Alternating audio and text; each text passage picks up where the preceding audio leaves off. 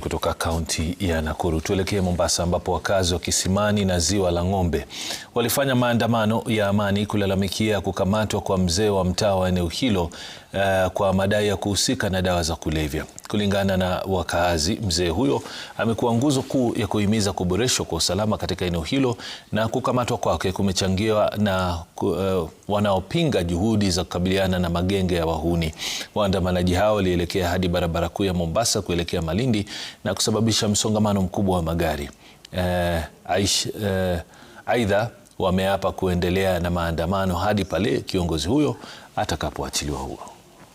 Jamaa walikuja direct kwangu na gari zao 3. Wakashuka wakaingia hadi ndani. Wakaanza kupekua kila kitu, wakatupa kila kitu, hawakupata ushahidi wowote. Kisha wakatoka, alafu wakarudi raundi ya pili. Wakapekua tena, wakatupa, wakakata matresi zote, wakakata kila kitu, hawakupata ushahidi. Ni mabifu ya uongozi. Ile tayari ile haki anotetea hapa kwa watu wakaji wa Kisimani hapa, kuna wengine wao hawaitaki. Yule si mzee wa mtaa, ni mlindaji mtaa Daudi. Kwa hivyo sisi tunataka Daudi arudishwe hapa. Watu wanakatakatwa na mapanga, watu wanalizwa, wanaibiwa kila siku.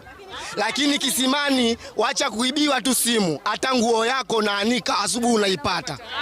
Uko umefua umeanika nje. Na hii imetokana na mzee wa mtaa wetu ambao sisi tulimchagua. Ningeliomba tu ndugu zangu, huyo mtu ambaye mmemshika, ninawasihi tu mumwachilie, kwa sababu ameshika mahali pakubwa katika masuala ya usalama. Leo hii kama mimi mchungaji, kanisa yangu ilikuwa inapata shida, inapigwa mawe, lakini Daudi nilipomuita akaja akaleta suluhisho.